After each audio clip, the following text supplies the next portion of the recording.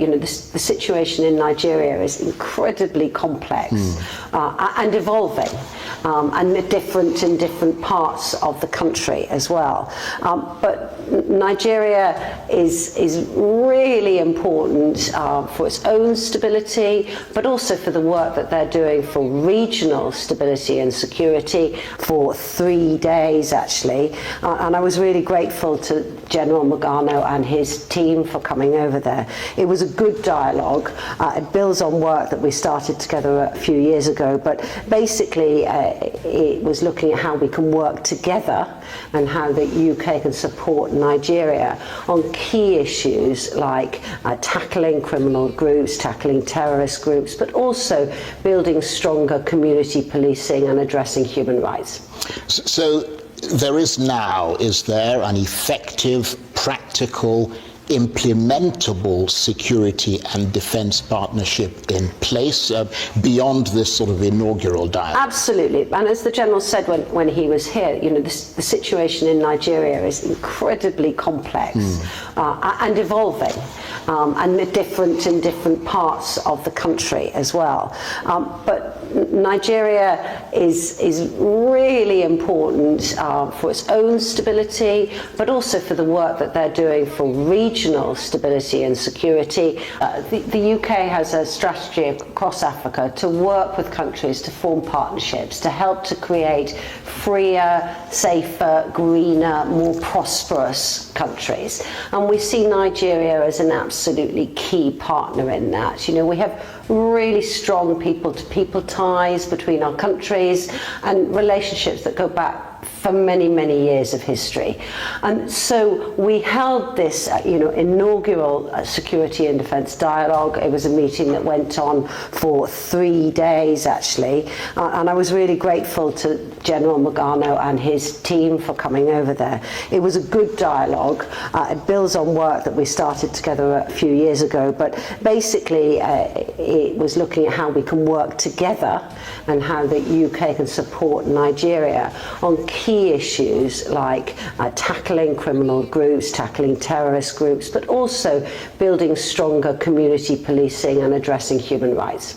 So there is there an effective, practical, implementable security and defense partnership in place beyond this sort of inaugural dialogue? Absolutely, and as the General said when he was here, insecurity in Nigeria, in that part of Africa, also impacts on the UK's own security. So that's why we want to work with Nigeria as a trusted friend, as a partner, and officials are already working together on issues like how you address those terrorist threats, how we can bring the lessons that we've learned on things like community policing to improve security across Nigeria. And in terms of the scope and scale of that dialogue partnership, the focus apparently is on counter-terrorism, so Boko Haram, ISWAP, etc.,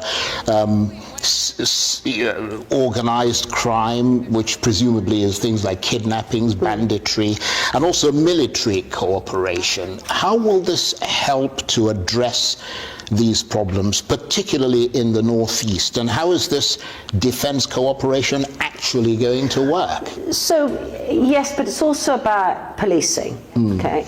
Because what we know in the UK and in Nigeria is that to keep civilians safe, you also need to have effective, accountable, transparent community policing.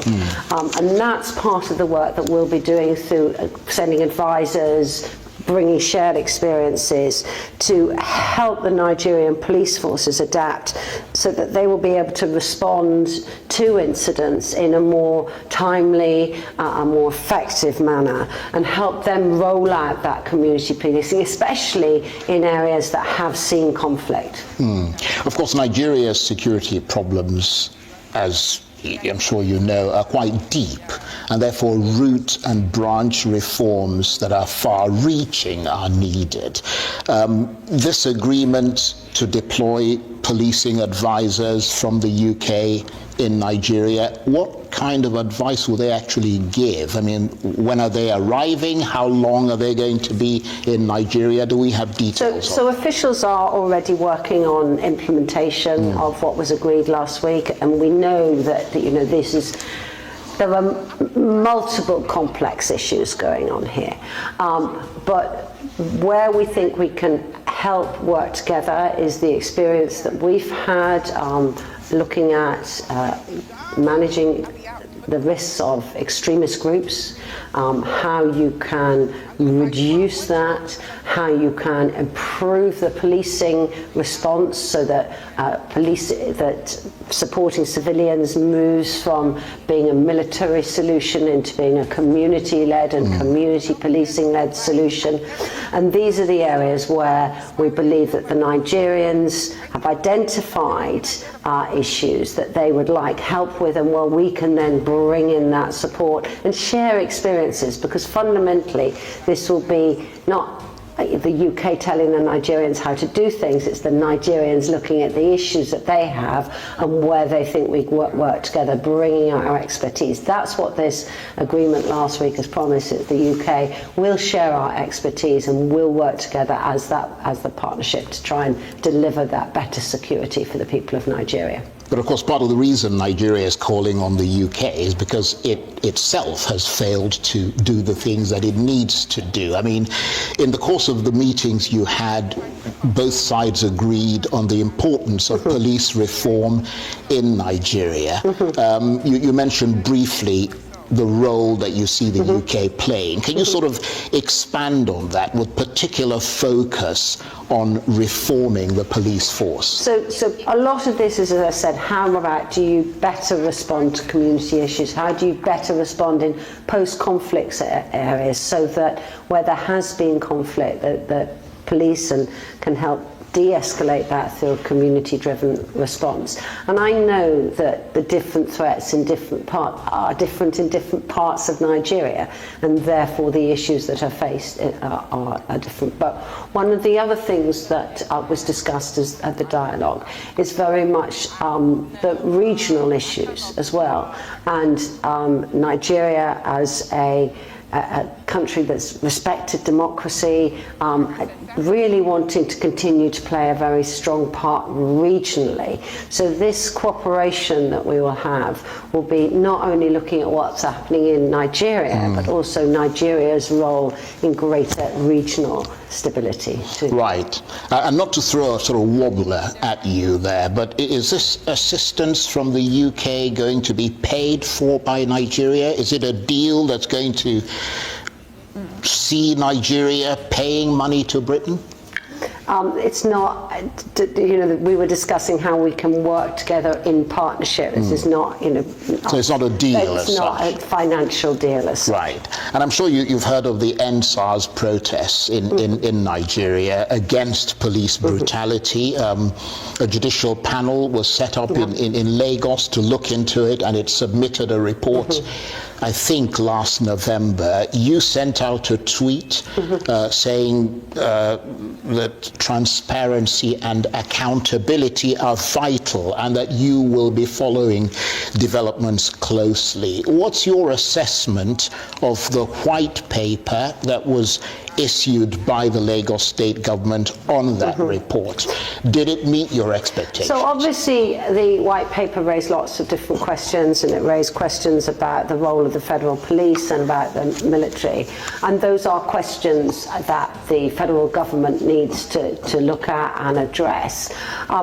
A key point that we believe in the UK is the importance of transparency and accountability, and that it is really important that civilians have the right to transparency, to understand when things have gone wrong, what's got wrong, and that people can be held to account if there have been situations where the police or other forces have not acted in a way, or that people believe they've not acted in a way that they should have done. But that transparency and accountability is a key part of what we would like to see in that response, and indeed transparency transparency and accountability was a lot of what I discussed with the General and his team when they were over here last week. And are you seeing that in the context of the NSAS protests? We're watching and the really report? closely, and I've been talking indeed to my team in Nigeria just today who are watching this very, very closely, and will want to keep arguing for that transparency and accountability, because it is so important that people feel they have that in order to be able to trust the police, the military, etc. And now that the UK and Nigeria have had this inaugural dialogue, do you see the possibility of more meetings to deepen that security and defence partnership? Well, what happens next? And indeed, you know, officials are already meeting and they're working on implementation. There'll be another high-level meeting this time next year so that we can keep the process rolling on. But I also think that this is part of a much wider partnership.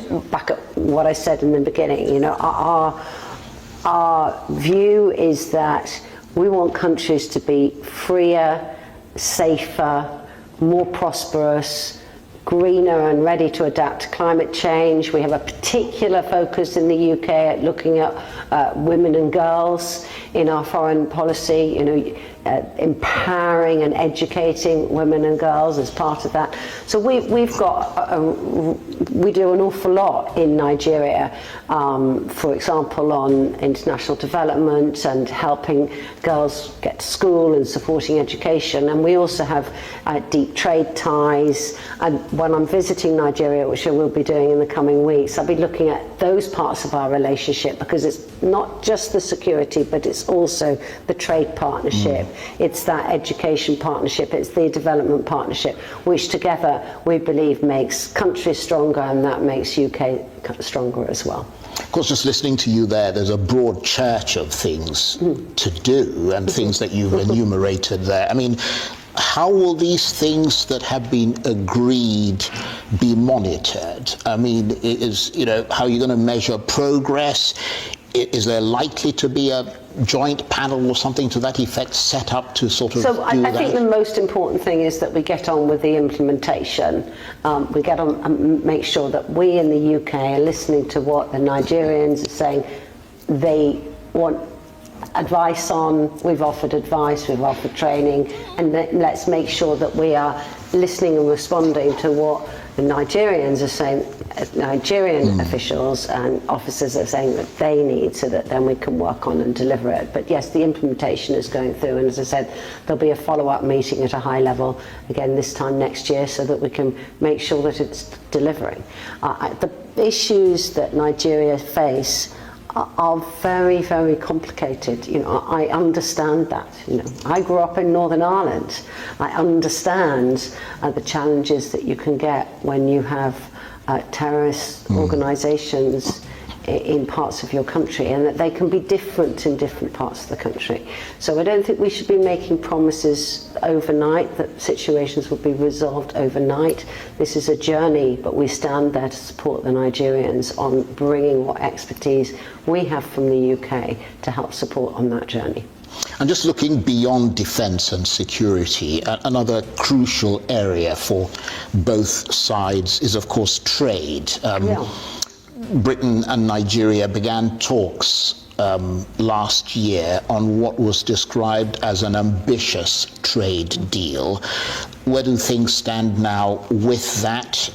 It's a sort of post-Brexit trade deal, isn't it? Well, we absolutely want to be the partner of choice for Nigerian businesses when they're looking for trade, when they're looking for investment. And actually, there's really strong trade links between the UK and Nigeria already. It was over £3 billion worth of trade between us exporting to Nigeria, Nigeria exporting into the UK as well. So we want to continue building that. We're open to all options on how to build trade, how to build investment. That'll be part of the discussions that I'll have when, for example, I'll be meeting business leaders and different organisations when I'm down in Nigeria in the next couple of weeks. Is it because Trump said what he said 2 weeks ago, that's why they are coming to apply service, or is it that they are setting Nigeria up for complete division? My beloved brother, I must tell you the gospel truth. Glory be to God. I remember humble self, that Biafran evangelist, and I will continue to speak. I told you time without number that the extinction of the Biafrans is inevitable. You see, one Nigeria, I told you people before now that it's a scam. It was a scam. They only use it to scam Nigeria. The different entities that never agreed, and you join them together without their concept, without their mutual agreement, and you expect it to work. How will it work? Now, the same UK that does this are the same people now abandoning their people from coming to Nigeria, seeing Nigeria as a terrorist a nation, that there is no peace in Nigeria. Nigeria, there is no peace, no security, no this, no that. And they even went ahead and made mention of the places. They say if you go to North, they are killing people, Borno and Sokoto, Katsina, whatever, Plateau, Benue. You understand? They are killing people. If you go to Niger Delta, you will see in Niger Delta, you see the militants, kidnapping in the west here. You see in the other places, and what is it called? That's Ondo. God bless you. And you come to East, to be precise, those ones they are secessionists. Those ones, they are, that is very, very secessionist set of people, and these are the people that join Nigeria, this country. People, now them join us together, call us one Nigeria. The same people now are loose guarding. The same people now are not showing the support. The same people now are not doing the needful. Ever since all these things has been going on, have you ever seen the British said anything regarding to this insecurity? Despite all the oil they are collecting from this country, free of charge, without any service deposit. Do you know how much they collect from our seaport? Do you know that the headquarters of Nigerian seaport is not in Nigeria? Yet these people, they saw what is going on in Nigeria, yet they refuse to speak. They refuse to act. They refuse to do anything regard to this. And Mazen Nnamdi Kanu, being their own citizen, as a result of being an Igbo man, Igbophobia, as a result of him being a Christian, they denied him. British denied him. And look at what they are saying now. Are you not saying the British are criminals? Because they have seen Donald Trump coming out to speak. They themselves now are like they want to play along being a saint. Whereas they never be a saint. They have never for one day be a saint. Neither have they played a role of being a saint.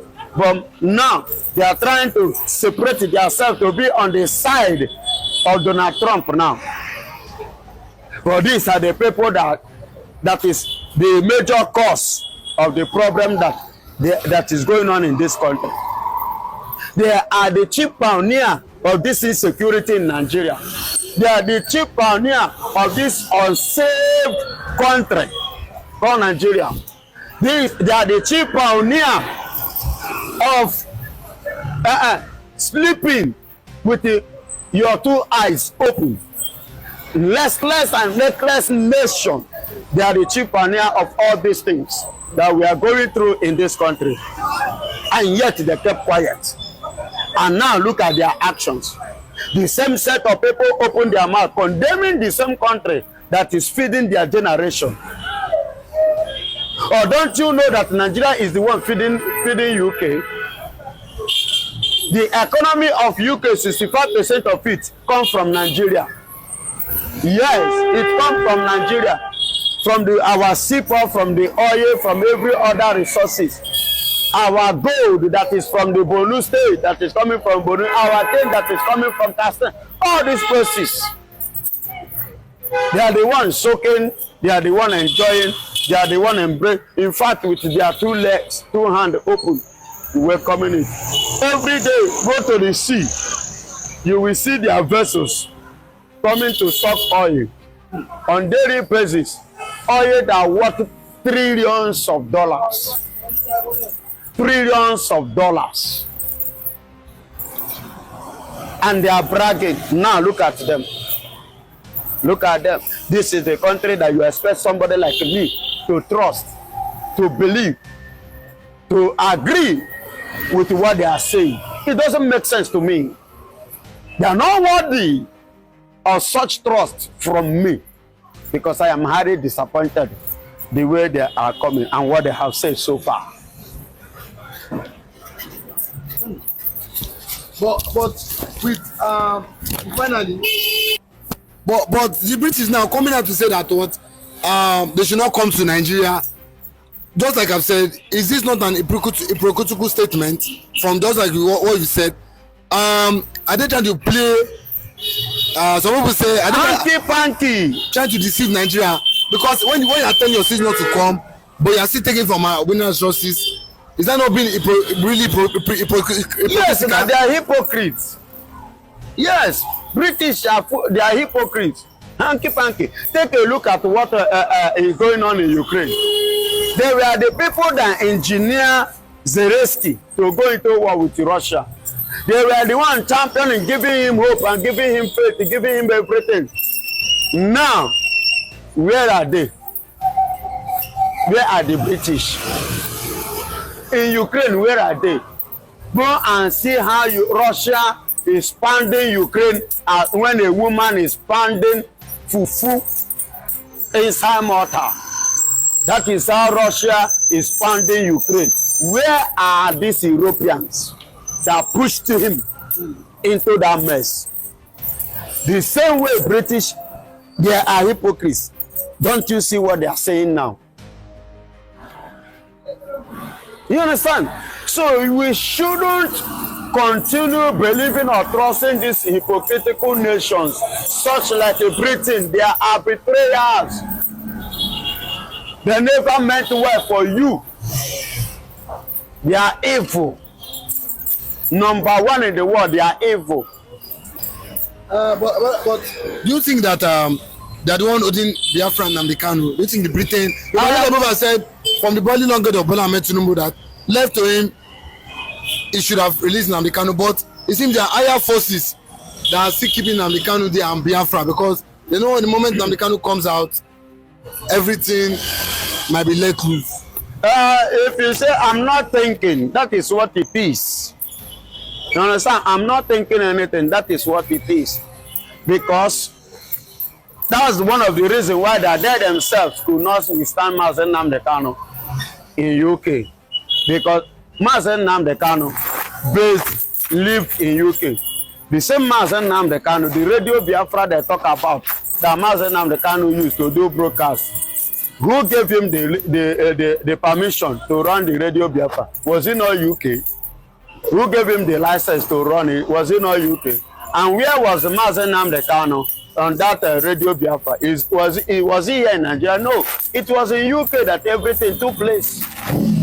You understand? So they just gave information. Look at what Mazi said on the 7th of this month. He said UK people ask you to jail me, and you cannot jail me with your repaired law. They themselves, they know the implication, what it means for them to fight me and to jail me. They know what it means. They know the implication. So the same way when Kanu was in UK, Nigeria couldn't carry out any atom of crime. They allowed Kanu to enter Kenya. They use Kenya, you understand, to kidnap Kanu. Come to Nigeria. Now they want to now use Nigeria to put Nigeria into more trouble, the same way they put Kenya. So they want to trap Nigeria the more, to use Nigeria to trespass against the human rights of Mazen Nnamdi Kanu, and at the same time to make Nigeria look more foolishly and more stupid in the eyes of the world.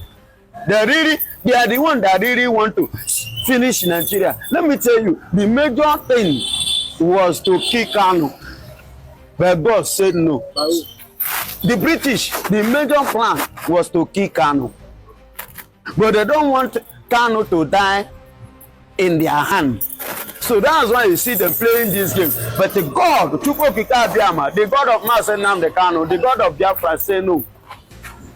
That is why they are looking for a means. Go here, go there. Judges have tried. Now this one pass us. They are now looking for somebody that they can just use to name him. Omotosho say, because of the promise they have promised him. So he wants to, but on the 20th, Omotosho, that thing you think you can do it, let us see. Do it, let me see whether you will use a law that does not exist to judge a law and arrest my case. Take of a renewed onslaught by tireless military against Boko Haram and their ISWAP allies in recent times, the insurgents have apparently changed their strategy. They have started targeting Christians and Christian villages for a specific reason, which is to trigger a religious war and throw the nation into chaos. Apparently, they have realized how emotive and divisive religion can be when exploited by unscrupulous persons. Lest I am misunderstood, let me repeat. The insurgents who delude themselves as Muslims, whereas they are nothing more than bloodthirsty, rapacious killers who subscribe to no religion, have recently started targeting Christians with a view to sowing the seed of confusion and discord between the two great religions. This is not to say that they have stopped attacking Muslims, but they seem to now have a deliberate policy of attacking Christians. The attack on a Christian village, Korangulu, near Chibok, the killing of the chairman of the Christian Association of Nigeria, the late Lawan Andimi, in Michigan local government in Adamawa State, the killing of Roville Dacia Dalep, a student who was also a member of the Church of Christ in Nations, cousin, and the killing of 11 Christians on Christmas Eve fit into this new strategy.